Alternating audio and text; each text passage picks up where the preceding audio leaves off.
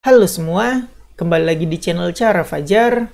Di video kali ini aku mau nge-share tips dan trik Visual Studio Code untuk pemula.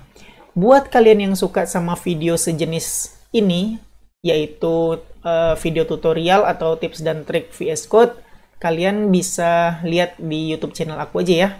Kayak gini contohnya. Nah, di YouTube channel aku, namanya Cara Fajar, kalian bisa ngelihat playlist yang namanya tips dan trik Visual Studio Code untuk pemula bahasa Indonesia. Jadi untuk sekarang ada 15 video.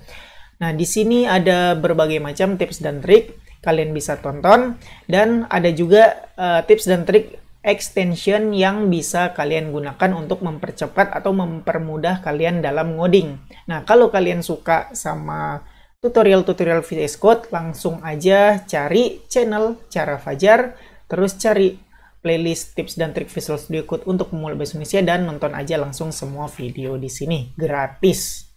Oke, jadi di video kali ini aku juga mau ngebagiin atau nge-share tips dan trik Visual Studio Code yang tentang extension ya. Jadi tentang extension ini udah lumayan banyak banget, ada 1, 2, 3 extension juga, terus 4. Nah, ini yang kelima extensionnya. Oke, nggak usah berlama-lama, kita mulai tutorial tips dan triknya sekarang. Untuk extension pertama yang aku bahas, nama extensionnya adalah Turbo Console Log. Langsung aja kita install extensionnya. Di menu extension ini kalian tinggal ketik aja namanya Turbo Console Log. Nah, ini yang paling atas, Turbo Console Log. Kalian klik aja, kalau mau kalian baca-baca silakan aja. Kalau udah selesai baca silakan install. Jadi kegunaan Turbo Console Log ini apa sih? Kalian kalau pernah ini ya pakai JavaScript kan, kalau mau ngeliat hasilnya atau mau debugging kalian bisa pakai console log. Jadi ngetiknya harus kayak begini. Console log misalnya ini A gitu. Nah, ini kan kita perlu ngetik sendiri, makan waktu juga. Nah, dengan adanya Turbo Console Log ini, kita nggak perlu capek-capek ngetik karena kita disediain tombol. Ketika pencet tombol itu atau shortcut itu, kita bakal diketikin secara otomatis kayak gini nih. Kalian bisa lihat sendiri. Bisa nggak sih di zoom in? Zoom in-nya jelek ya. Nah, kalau kita pencet suatu shortcutnya, kita bakal diketikin langsung console log-nya. Jadi nggak perlu capek-capek ngetik sendiri. Nah, kayak gitu kira-kira. Terus kita lihat ke bawah, kalau kalian mau munculin console log nih. Kalau kalian pakai Windows, mencetnya Ctrl Alt L. Kalau kalian pakai Mac, mencetnya Ctrl Option L. Tapi ini nggak mesti kayak begini shortcutnya karena kita bisa ngubah shortcutnya. Ini berguna banget ngubah shortcut karena bisa aja kalian udah nginstal extension lain yang sama-sama shortcutnya sama dengan Turbo Console Log ini. Jadi kalian harus ngubah. Oke, langsung aja aku praktekin nanti. Sekarang kita bakal coba bikin Turbo Console Log ini menggunakan Turbo Console Log ini. Aku close aja ini biar cepat ini. Nah, jadi di sini aku bakal bikin struktur HTML5 biasa dulu. Terus aku bakal bikin text script karena kan console log ada di JavaScript ya. Atau kalau kalian mau bikin file JavaScript langsung juga nggak apa-apa. Test.js. Nah, kayak gini. Aku coba aja yang di ini ya. Atau di sini nggak masalah sih. Yang penting ada di dalam script. Contohnya aja. Cons A sama dengan 10. Kayak begini. Atau nggak usah pakai titik koma juga nggak apa-apa. Nah, ini gimana caranya? Kan tadi dikasih tahu dia kalau mau munculin console log secara otomatis pencet Ctrl Alt L untuk Windows. Kebetulan aku Windows ya, jadi aku pencet Ctrl Alt L. Kita bisa di sini arahin di HA ini kalau kita mau ngekonsol apa itu A, pencet Ctrl Alt L. Nah, kita dibikinin langsung console log file test HTML line 18A. Nah ini console log-nya nggak cuma console log A, tapi dibikinin juga kalimatnya. Dikasih tahu dia console log-nya ini berada di file yang namanya test.html sesuai file kita. Terus line-nya 18, yaitu baris ke-18, dan yang kita konsol adalah ini, variabel A. Kayak begitu. Oke, langsung aja apa sih jadinya? Coba klik kanan, open with web server.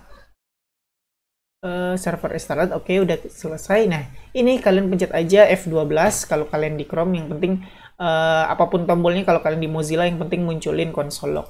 Nah, lihat console lognya ini ada nih, live reload enable nih. File namanya test.html, lane 18. Kenapa lane? Mungkin lane maksudnya, yang aku nggak tahu. Ini typo atau apa? Aturan line mungkin. 18, A sama dengan 10 nilainya. A adalah 10. Nah, kalian bisa lihat ya, kita nggak usah capek-capek ngetik console log bla bla bla bla, langsung diketikin dia kayak begini. Apakah cuman kayak begini doang? Nggak, ada juga yang lebih lumayan apa ya, nggak cuman cons A tapi dalam function juga bisa. Contoh function hello, aku bakal sebut namanya name. Nah, kita kayak gini aja, sama kayak tadi, control alt L, maka diketikin berada di file test.html, line-nya 21. Ini yang kita nama yang kita konsol adalah functionnya hello dan variabelnya name, isinya apa.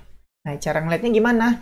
Ya, ini kan function ya, jadi kita harus panggil dulu. Aku panggilnya ketika onload body aja.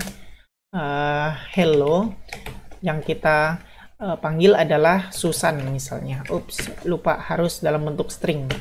Save. Nah, kita lihat hasilnya tuh.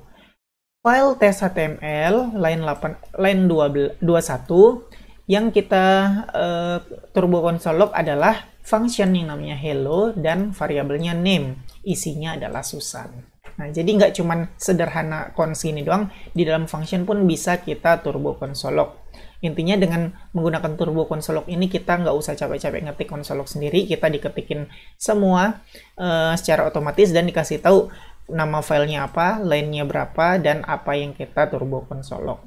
Terus aku bilang tadi mungkin kalian udah nginstal extension lain yang shortcutnya sama. Gimana dong? Kita harus ubah. Cara mengubahnya gimana? Ctrl Shift P dipencet, terus pencet aja, ketik aja shortcut.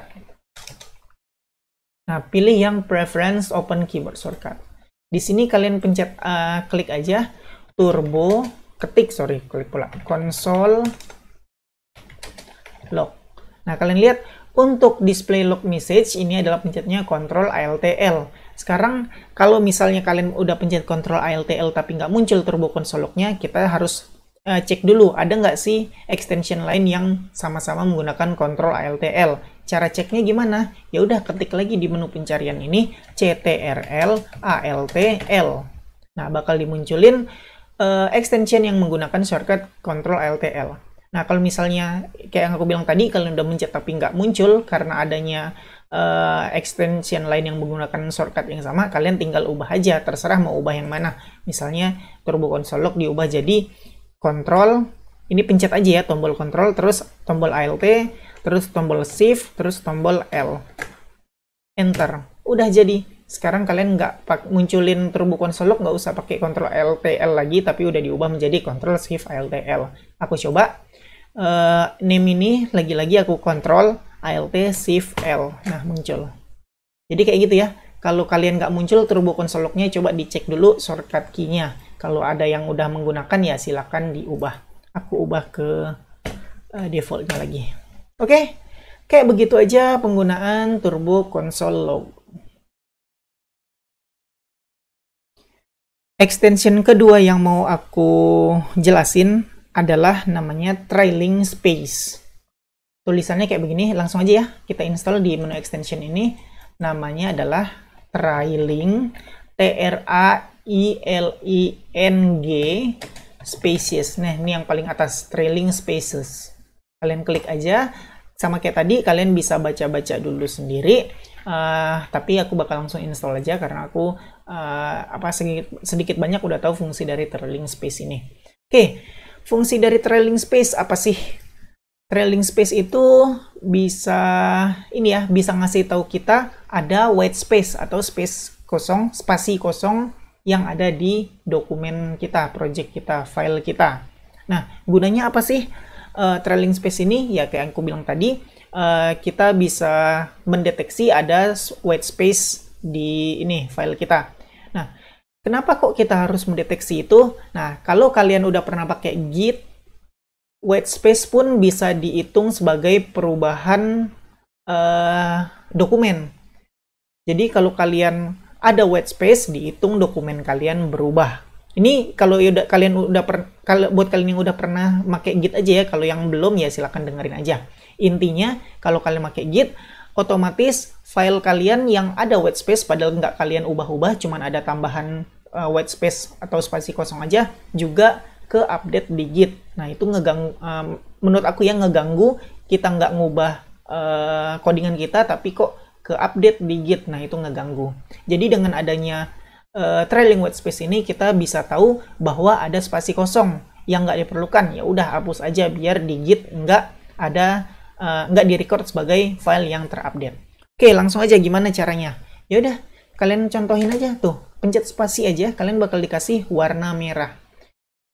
Nah, kalau ada spasi warna merah ini berarti artinya white space yang nggak digunakan. Kenapa nggak digunakan? Ya, lihat, kita udah tutup tag body, terus ngapain kita ada white space yang gunanya yang nggak berguna, gitu kan? Jadi ada kotak merah, ya udah hapus aja. Dan white space kita udah kita hapus. Sekarang kalau kita ngetik, nah ini lihat, aku pencet tab, ini dia white space kosong. Kenapa ada white space kosong? Ya, ini spasi kosong, nggak digunakan, bisa kita hapus. Tapi berbeda kalau kita tab, terus kita ngetik sesuatu. Nah, itu udah nggak dihitung white space lagi, karena ini ada keperluan kita. Contoh lagi, spasi tuh, ada kosong. Karena ya udah kita nggak apa-ngapain lagi. Kenapa harus kita space? Kita nggak ngetik apa-apa di sini, kita kasih white space. Nggak perlu, kecuali kita ketik tuh. Kayak gitu ya. Jadi kalian udah ngerti ya kegunaan dari trailing space ini. Kita mendeteksi adanya spasi kosong yang nggak berguna. Tinggal dihapus aja.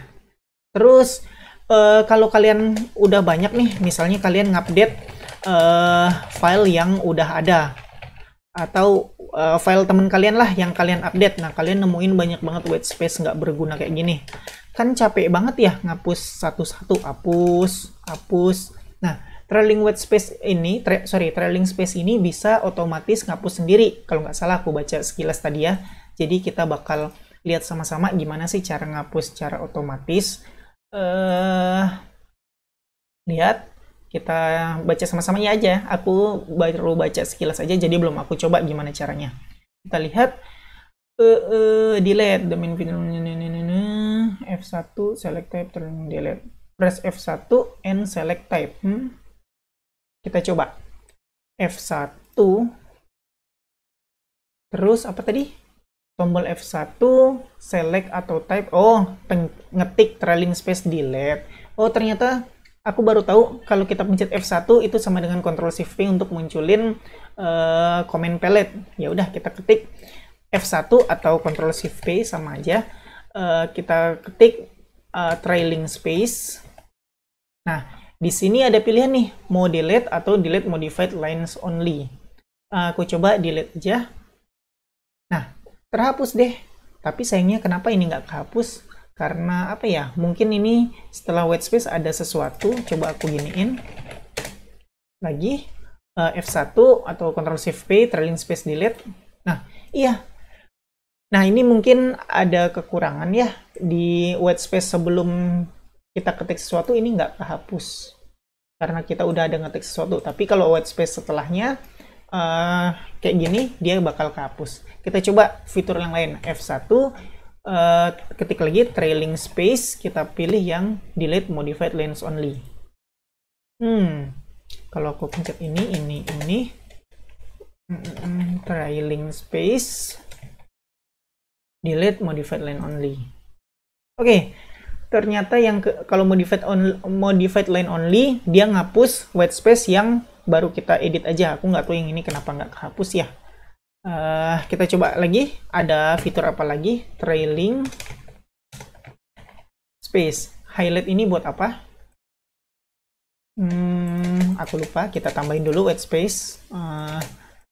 Terus kita pencet lagi trailing yang highlight, apa gunanya? Nggak ngapa-ngapain, aku belum tahu karena belum baca semua ya. Kalian kalau mau ngoprek-ngoprek silahkan baca-baca sendiri di sini. Terus ada apa lagi? Kita cari lagi trailing space. Ada trim trailing white space. Kita lihat. Trailing sama kayak delete atau apa? Ya kayaknya sama. Sekali lagi kalau kalian mau oprek lagi silakan baca lebih lanjut lagi. Jadi kayak begitu aja ya penjelasan trailing space. Kita bisa mendeteksi white space atau spasi kosong, terus kita bisa secara otomatis ngapus semua white space. Tapi ini mungkin ada kekurangan atau apa, ini nggak ikut kehapus. Mungkin kalian kalau yang udah ngerti tentang trailing white space dan tahu kenapa ini nggak kehapus, boleh komen di bawah supaya kita sama-sama belajar. Oke, kayak begitu aja pembahasan tentang trailing space. Extension terakhir yang mau aku bahas di video ini adalah namanya extension error lanes. Langsung aja ya. Kita ketik di menu extensionnya ini error lanes. Ini yang paling atas. Kayak biasa, kayak yang udah-udah, kalau kalian mau baca sendiri silakan baca. Kalau udah selesai silakan langsung install aja. Nah, kegunaan error lanes ini apa sih? Jadi sesuai ini yang ada tulisannya nih. Improve highlighting of errors, warning, and other language diagnostic. Jadi kita dikasih tahu kalau ada error atau warning di codingan kita. Selama ini kan kita kalau ada error, kita baru tahu ketika kita refresh halaman dari website kita kan. Misalnya deh, kalau di PHP kalian lupa nambahin titik koma, nah kalian save dan kalian refresh browsernya baru muncul error. Nah, dengan adanya error lanes ini, kalau kalian lupa titik koma, tanpa kalian harus refresh web kalian udah tahu karena dikasih tahu pesan errornya aja. Errornya langsung. Nah, langsung aja kita bakal coba. Nah, di percobaan kali ini aku bakal pakai yang PHP, aku udah bikin filenya namanya test.php. Nah, di sini kita bakal coba bikin errornya di dalam PHP ya. Langsung aja buka tag PHP. Nah, di sini aku bakal bikin sebuah variabel konstan, cons a sama dengan pelan-pelan ya. Aku tik cons. Nah, di sini ada error. Kita ngetik cons tapi nggak ada nama variabelnya. Unexpected end of file, expectednya name. Nah, dikasih tahu nih VS Code kita ngenalin kalau kita lagi bikin konstan. Keywordnya udah kita bikin, tapi variabel name-nya belum ada. Nama variabelnya dari konstan tersebut belum kita bikin, makanya ada error ini. Langsung aja, untuk betulin kan kita ketik namanya. Const name atau number atau age, terserah. Nah, sekarang ketika kita udah ngasih const age, ternyata ada error lagi. Expected sama dengan, karena kita udah ngasih constant age, tapi angka dari nilai dari konstan ini belum kita kasih, makanya dia ngasih tahu, oh aku kira ada sama dengan, tapi kok belum ada ini sama dengan, ya udah error deh. Ya, itu pesannya. Langsung aja kita kasih sama dengan. Nah, kita lihat unexpected end of file. Nah, ini belum, dia udah tahu nih yang kita ketik ini belum selesai, makanya dimunculin error. Ini end of file belum ada, belum selesai satu baris. Nah, langsung aja kita isi. Isinya adalah misalnya umur adalah 10. Nah, lihat. Masih ada error end of file. Kita tahu di PHP ini kalau kita mau selesaiin satu baris, kita harus pakai titik koma. Nah, baru deh pesan errornya hilang. Kayak gitu.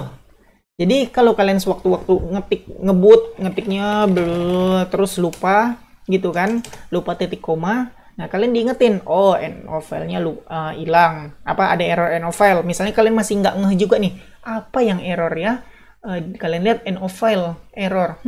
End of file ini error apa? Nah, kalian baca lagi baris ini, const add sama dengan 10. Oh, ini dia lupa titik komanya. Nah, beres. Codingan kalian yang error pun tersolve dengan baik. Nah, itu kegunaan dari, apa tadi namanya? Kok aku lupa nama extensionnya? Error lanes.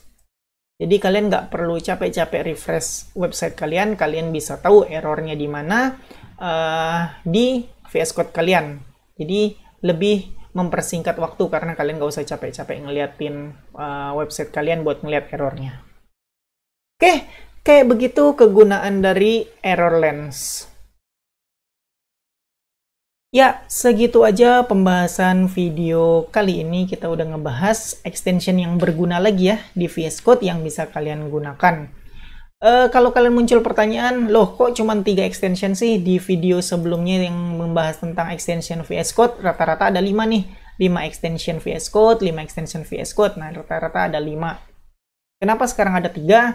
Nah, karena aku belum nemuin lagi extension yang mungkin berguna buat kalian. Jadi ketemunya baru 3 dan aku udah nggak sabar buat nge-share buat kalian. Nah, jadi baru ketemu 3 tapi nggak sabar buat nge-share. Ya udah deh, aku share aja 3. Semoga bisa bermanfaat buat kalian, kayak gitu intinya. Jadi nggak usah permasalahin cuman 3-nya, fokusin ke manfaat dari extension yang aku share tadi. Semoga nambah pengetahuan kalian dan mempercepat kalian dalam mengoding. Oke, kayak begitu aja pembahasan video kali ini. Semoga, ya udah aku bilang tadi ya, semoga bermanfaat buat kalian, semoga nambah ilmu buat kalian, semoga mempercepat dalam ngoding. Udah aku sebut tadi tapi aku lupa. Yaudah, kayak begitu aja intinya. Kayak biasa, buat kalian yang suka sama video ini silahkan di like. Buat kalian yang udah nonton video ini tapi belum subscribe, silahkan di subscribe dulu, terus hidupin notifikasinya, supaya kalau aku upload video baru, kalian dapat notifikasi dan bisa langsung nonton video terbaru tersebut. Buat kalian yang ngerasa video ini berguna dan bermanfaat, silakan share sebanyak-banyaknya supaya teman-teman kalian tahu juga tentang video ini dan mendapatkan manfaatnya. Makasih udah nonton video ini sampai selesai. Kita ketemu lagi di video selanjutnya.